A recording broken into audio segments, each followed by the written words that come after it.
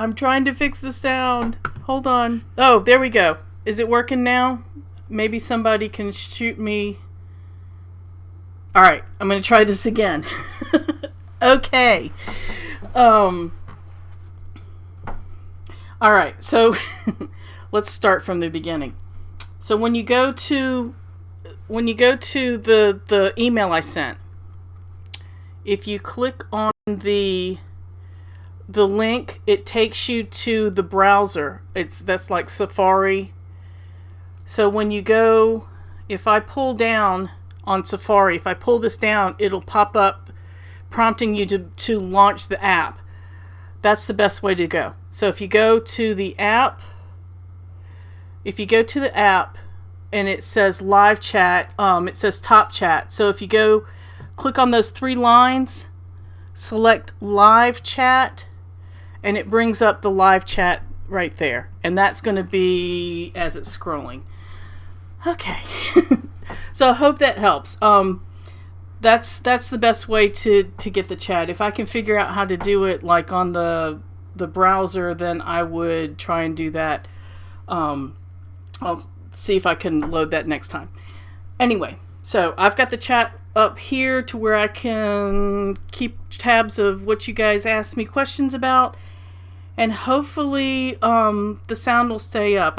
It looks like my connection, I'm gonna double check, it looks like my connection's iffy. Sorry, it's, welcome to Spectrum Live. So anyway, okay, so today I'm talking about alternative looms, and there's a backstory to this. The reason why I'm talking about alternative looms today is because I almost bought a loom this week.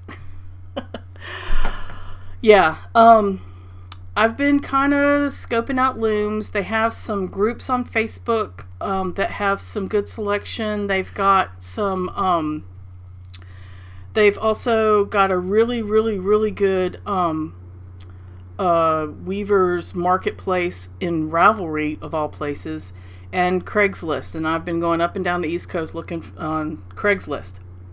So there was a loom that popped up in Raleigh. It's not quite the loom that I wanted, but it was $150, which is really super cheap for a big old 4-shaft loom.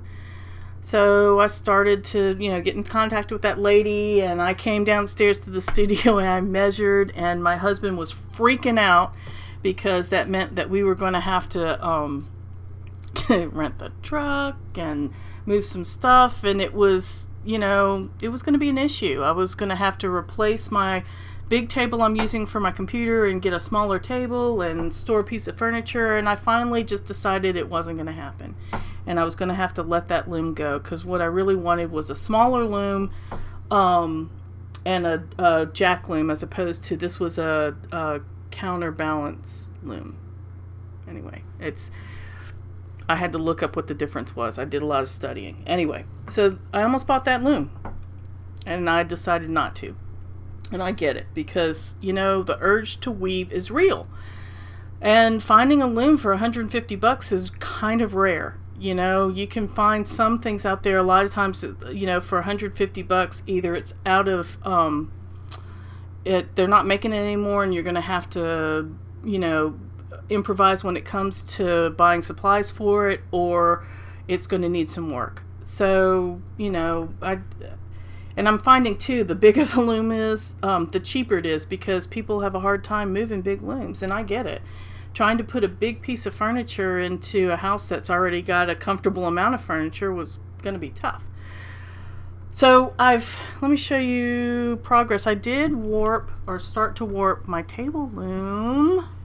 There she is. Yay! But you can see I still have a little bit of give right here. There's a little twist. I have been working on that to try and straighten that out. So I decided, what I'm going to do? I'm going to warp this up and weave something just to see how that is. I mean, if it's terrible and I hate it, then I know that I'm going to sink some more money into this loom, or make a decision to put the money aside and get something that I really want. But we're not talking about that today. Today we're talking about alternative looms, and I get it. I love weaving.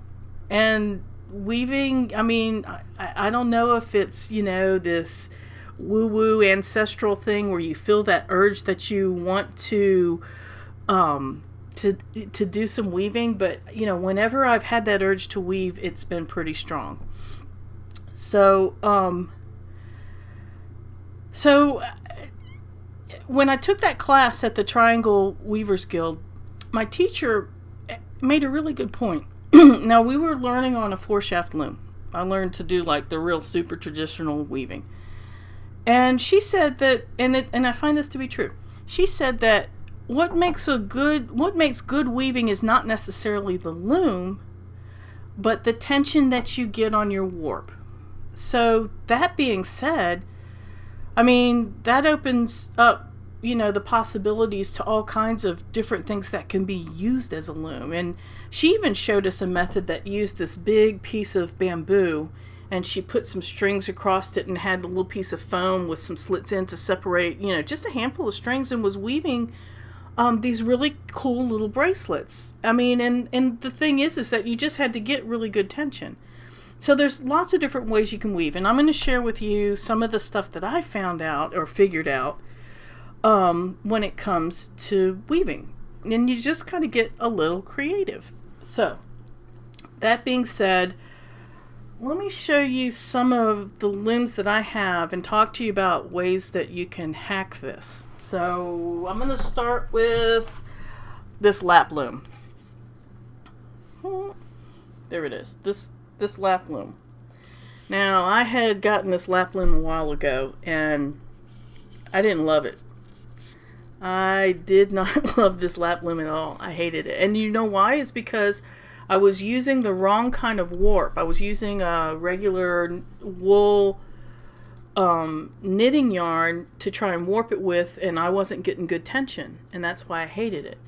But when I moved to cotton warp to do this tapestry type weaving, that worked. I mean, because I was able to really pull on that cotton string yarn and get good tension.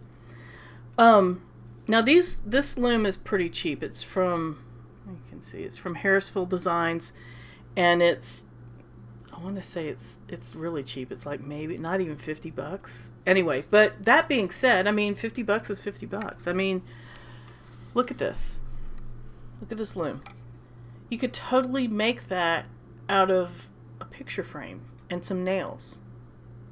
And, you know, these have, I don't know if you can see. You see that has a little bit of a slant on those pegs.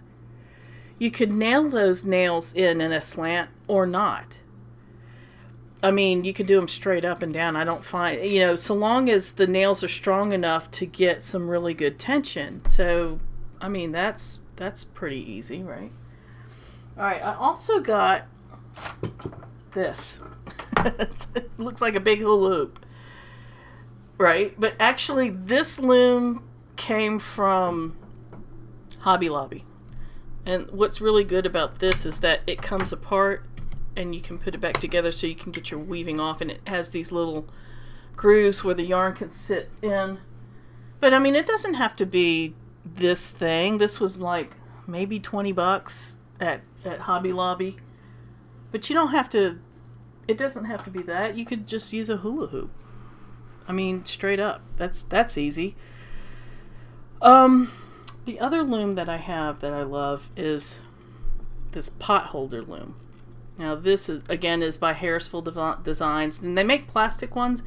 I like this good metal one because you can get good tension, you know, and I love making these. This is like, this is my binge watch Netflix on a rainy day when I need something mindless to do, and make these pot holders. But you could also use this, you know, with some cotton warp and do like this kind of square type weaving thing. That would totally work. All right, so what I am going to share with you today, I'm going to switch the camera a little bit. I'm going to switch the camera a little bit and share with you my Pinterest board. So let me see if I can get this to work. All right, so here we are at my Pinterest board, and I have set up a Pinterest board called Alternative Looms. And as I find things, I'm going to come back and add to it. So let me share with you this right here. Now this is the same idea as this pot holder loom, except for somebody made it in a gigantic size and is using cut up t-shirts. And look at that, they're making like this big gigantic rug. So I mean, you could even hack that with cut up sweaters. You could, make loops out of that. There's all kinds of things you could do as far as that goes. So I thought that was pretty interesting.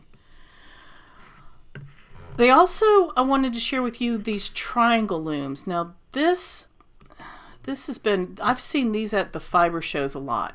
And there's tutorials on YouTube on how to, because basically you're taking one strand of yarn and you're going across a certain way and then up and down, and it's in like some kind of configuration where you're not using a separate warp or weft.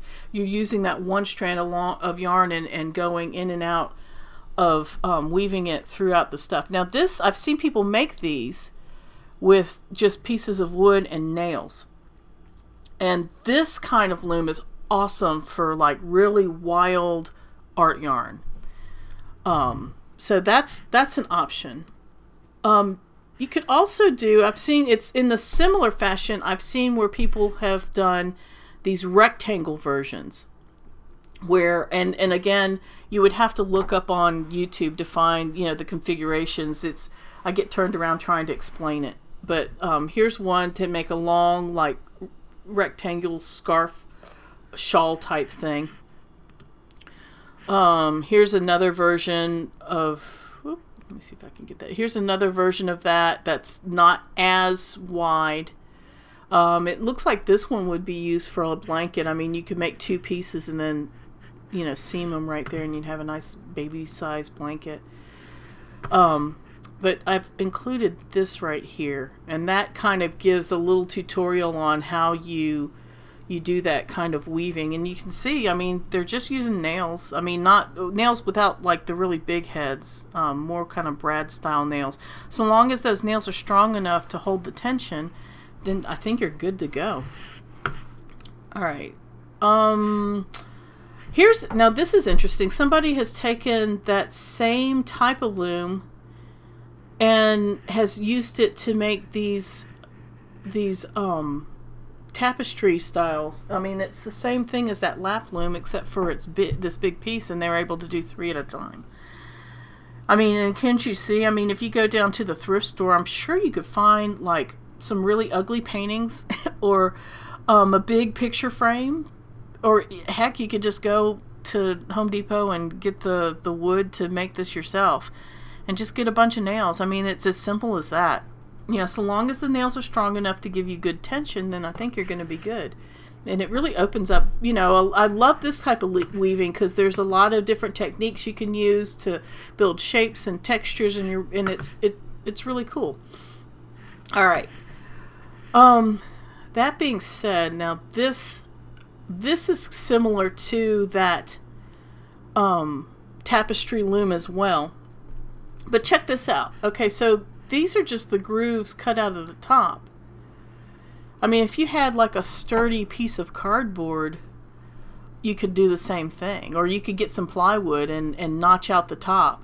You wouldn't have to use nails. I mean, you can just, notch it out and do it that way.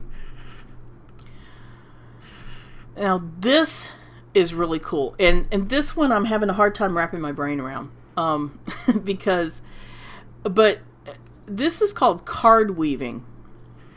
And the idea is that you have these cards and they have you see the holes right in here.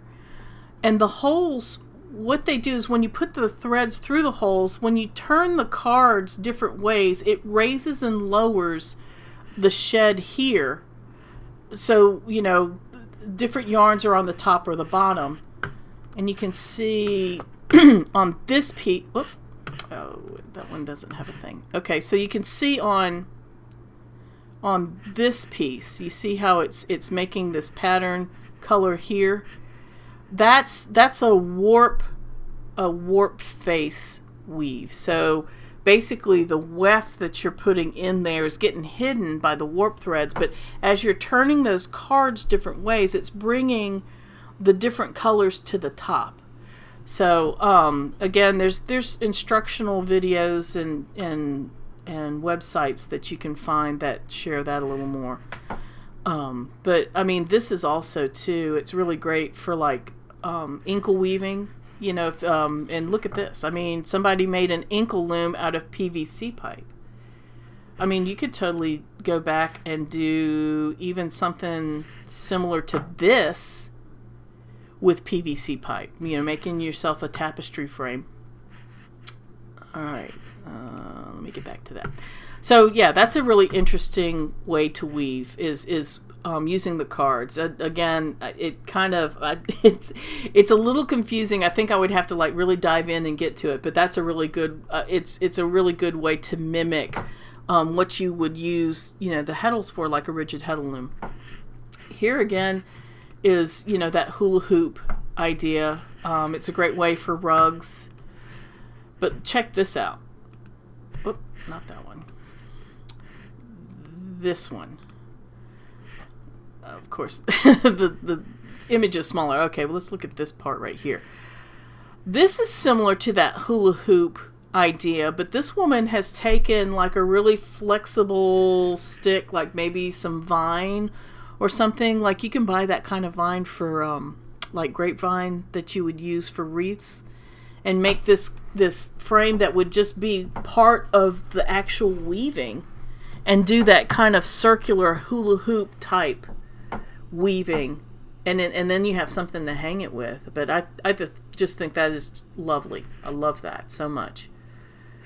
And here's a similar thing here, but this, and I know, here, let me back out of this. This is similar to what I did here, where I was trying to do, I don't know if you can see that, where I'm trying to do a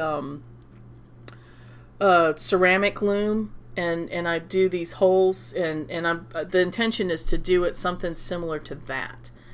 But when you're doing this kind of in the round type of thing, you have to be sure to have an odd number of holes. I found that out the hard way. It doesn't make sense. It seems like you would want an even number, but no, actually you want an odd number of holes to get it to work out right as far as the weaving goes. So that's a really cool way to do weaving for like a wall piece. There's also pin looms, and I have a pin loom somewhere I found at a thrift store. Those are really cool ways to do some really small type square weaving. And you can see here where somebody's taken these pin loom squares, and it looks like what they've done is crocheted them together, kind of like what you would do a granny square blanket.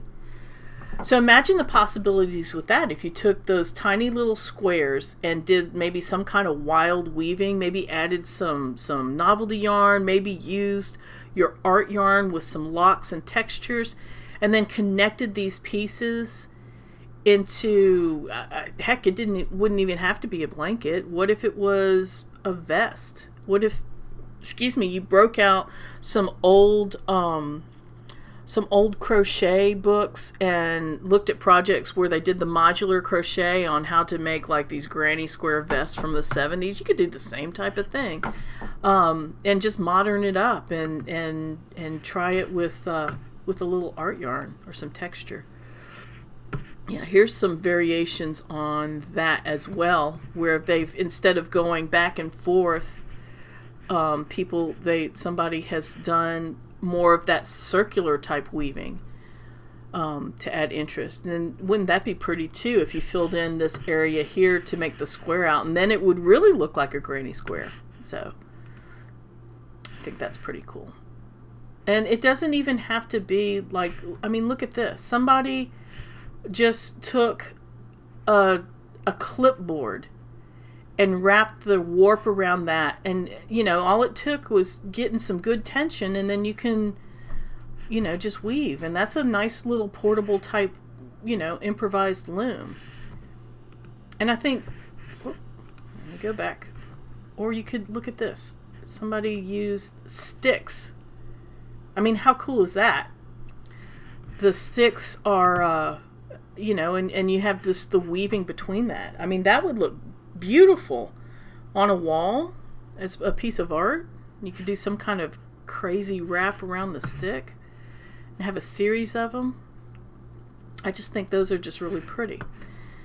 All right, so the thing that I think is really cool, and I'm going to show you because I started to practice on this method. Look at this. You don't even have to have a loom at all. All you need is cardboard and some pins. Check that out. Yeah. I think that is so cool. I mean, I keep getting the wrong one. Sorry, y'all. I know this is confusing. Look at this. Look at this beautiful woven necklace somebody's working on. And see how cool that is, because you can pin it right on top of your pattern and get that effect. And get the design in there, and you can follow the design really easily. You're just weaving with just like a needle, I think, in this one. Yeah, this is really cool too. It doesn't even have to be a square shape. I mean, look at that. Do it in the round, and you've got these cool shapes, and that's just like a little needle weaving. Look at this one. This one's really cool, with all that different texture, doing that needle weaving. And then, what could you do? You could totally crochet around the edge and then put those together in like a modular piece. I think that would be really cool. All right, so let me show you what I did. Let me switch out of this. And again, this I put a link in the description on to this Pinterest board, and you can go explore. And as I find stuff, I'm gonna turn around and share more of those. But okay, so I went to Home Depot and got some of this. Okay, this is like insulation board, and I like it because it's sturdy. It's like foam core, but it's sturdy and it's really super cheap. I think this big piece was $5. All right, so I started this. Can you see this? I started it, and I used T-pins because the T-pins are sturdy, but you wouldn't have to use T-pins. So what I did is kind of like on that Pinterest board, instead of just doing a straight piece, I'm doing it all the way around. So it's making like this little pouch with a flap. I'm not sure how I'm going to do the bottom. I think the bottom I'm going to have to do something to where I sturdy it up, and I'm just going to mess with it.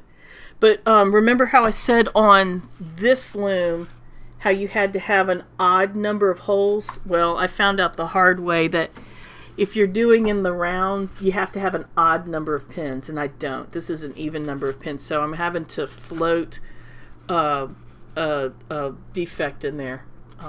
But this is fun. I'm just kind of testing this out.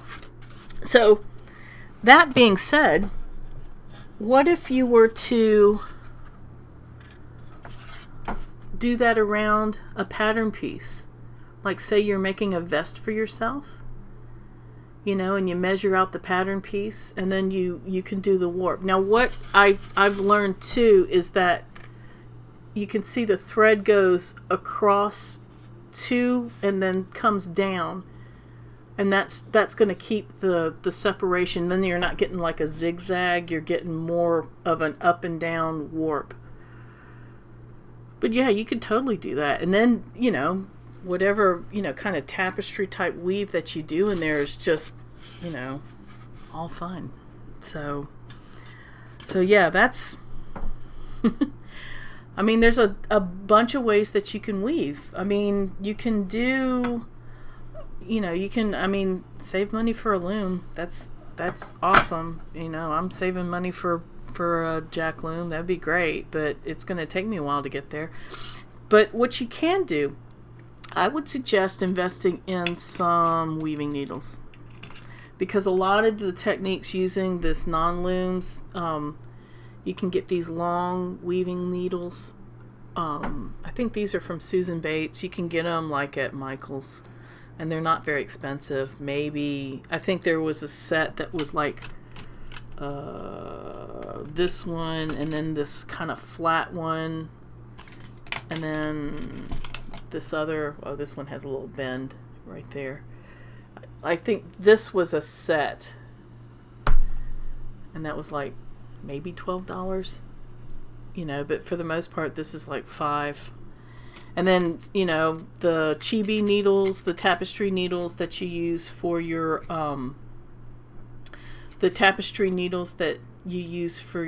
knitting, those work. I also love, now this is a locker hook needle. See, it has that hook on the end. It's for doing the locker hooking.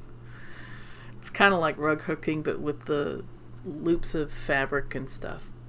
This is really good for doing that kind of tapestry weaving. And then I've got this plastic one. This came with that, I don't know if you guys watched the Vlogmas episode where I talk about my $5 loom. This was the weaving needle that came with that $5 loom. I mean, that's worth $3 right there. I mean, so yeah, just, you know, start collecting some of those needles, and then save for your loom. I mean, but otherwise, I mean, there's tons of other options that you can do for weaving. I also wanted to mention, I have a Beyond the Basics class that's in my Course Craft, and Course Craft is an online website that houses a couple of classes that I've had. And if you found the art weaving, the getting started art weaving, I believe that's in there. So this is alongside of that, and it's a paid course. What I've done is I've taken a lot of these weaving books that I have, and have found the techniques that translate to art yarn, and did a few lessons on the Back to the Basics. Anyway, that's about to get a revamp, and I'm about to flesh out some of those lessons a little more and add a couple to them. So right now it's all bundled, and when I fix it, it's not going to be bundled. Those classes are going to be more individual, but it's going to be but right now the bundled price is cheaper. So if you get in with the bundled price now, you're going to be grandfathered into the new stuff. So if you're interested in that, then I have the link down below in the descriptions as well, so check that out. Anyway, so that's what I've got for you. Anyway, I'm going to check it through and see what kind of questions you guys have, if you have any questions. And I'm sorry about the sound. Yeah, I think it has to do, our connection gets iffy. Spectrum. Yeah. The peg one. Jack has the peg one, and my goodness, this is like, looks like a hula hoop. It does look like a hula. It's just like the hula hoop, but it came in like these sections. So it came apart in 6 pieces, which is also handy too for like, then you can transport it. And it comes in a tiny box. So the box isn't very big, but it snaps together. But like I said, it's really handy for getting the piece off the loom. All right. Did I just see clay looms? Yes, clay looms. And I'm using just regular ceramic clay. I mean, I imagine especially if it's going to be something that's just going to be on the wall, air dried clay would probably do great. And you can paint that, or I imagine if you do like a sturdy piece of cardboard and paper mache over that would work. Or get like some foam core, like, you know, the thin version of this stuff, and paper mache over that, or just paint that. I mean, there's all kinds of options as far as that goes. But yeah, what you're trying to do is get that, you know, in the center. This has a big crack in it. That's the only, that and this, something blew up in the kiln and landed on my piece. But I kept it just because I wanted to practice with this, and I'll see about making more. I have a book on how to do this. On the pin looping, yes. And actually, that's where I got, and I'm wondering if you have the same book that I do. This, this pin weaving, very fair. This is one of the books that was in with the stuff that I got when I worked at Lark. And I want to say, because there was a letter in here, I think it was a book proposal. So she was trying to see if Lark would publish it, and chances are Lark didn't publish it, so I imagine she probably shopped it somewhere else. But this is ancient. This is like from the 80s, I think. So, but I did, because it's a really cool technique. I hope she was able to shop that out. Making Christmas ideas. Oh yeah, Christmas stockings. That would be a really cool way to do Christmas stockings, because that's like a simple shape that would fit right on there. Or heck, for that matter, you could do it around the one piece of foam core like I was doing with that pouch. That would be cool. So anyway, does anybody have any other questions? And like I said, I'm going to keep that that Pinterest board. As I find new ideas, I'll just keep adding to it. And if you find any ideas, either put it in the comments down below, or do or add it to the Fiber Art Collective, post it there, and I'll also add some links to where I've been looking for looms. I mean, they had a lot of rigid heddle looms available in some of these places too. So, you know, if anybody's looking for a rigid heddle loom, sometimes that's a really good way to get one. The prices are a little cheaper, but not necessarily that much cheaper. Well, maybe they are for the bigger ones. Yeah, I'm finding it's cheaper to buy a bigger loom than it is a smaller loom, which is odd. But I guess people have a hard time moving big looms because, you know, space. It's like a very large piece of furniture. Question, is that book still in print? I don't think it is. It's she printed this in, this was from 1996. And like I said, I worked at Lark, and here's a letter.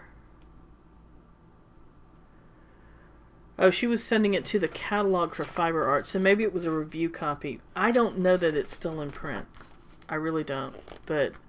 And it comes with this pattern in it too. This is like a paper pattern for maybe that vest. I'm not sure. Anyway, it's really interesting. But when I did a search, there was a couple of links.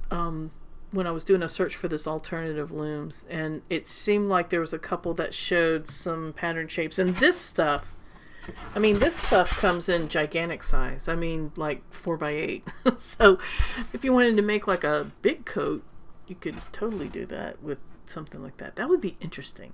You would just have to take your pattern piece and put it on there. That'd be interesting. It'd be interesting to try and see. I think it would work. And also too, I think that construction, because especially if you're weaving with a lot of texture, you wouldn't want that to be like a traditional sewing seam. So I'm wondering if you would do like a mattress stitch or something like you would do for knitting, because it would keep the bulk on the seam down. So that's something to think about. This piece is so inspiring. The lady did 2 books. The second one, he goes into the horizontal weaving. Nope, I don't have this one. Oh, cool. Well, I'm wondering if you could put, what's the title of the book that you have? That would be cool. And I'll put the title of this one. But like I said, I think this one is like super out of print. And the only reason why I have a copy is because she sent it to Fiber Arts magazine when it used to be owned by the publisher I worked for. So, thank you for the interesting ideas. You're quite welcome. Go make something. Get you some tapestry needles. I've seen big looms on. I need to try out this mattress. Yeah, the mattress stitch I think is the way to go, because it's gonna keep that seam down. Yeah, and I saw there was a lot. There was somebody had posted 3 looms recently for sale for really reasonable, but 2, they only had pictures of 2 of the looms and they looked gigantic. So even if I were to like buy the 3 looms, kept one of them and sold the other 2 to make up the cost, I'd have to find some way to store it. And yeah, I just don't have storage. I'd have to rent storage. So, and sell them quick. Anyway, it's a fiasco. So there it is. All right. So I'm going to sign off. And again, I will post the information in the comments on this book, on what this is, so you can check it out. And if you find any other ideas, either leave in the comments below, and keep checking back on that alternative looms on Pinterest. And if you're interested in that Back to the Basics class, right now it's $60, and that's the bundled price. I'm going to be adding to it and upgrading it, and then splitting the classes out and charging separately for them, so it's not going to be as cheap as the bundled price. But you can just get what you want if that's how you would prefer to work it. Anyway, there we go. Have a good Sunday, and I'm going to be back next week, but I'm not really sure what I'm going to do live next week. And so if there's anything you guys want to see, I'm open for suggestions, because otherwise I'm going to just show up and do something. and I'll let you guys know what that is. But if you have any suggestions on something that you'd like to see, then by all means send me an email and we'll get a video up. So there you have it. Have a good Sunday, and I will talk to you guys next week.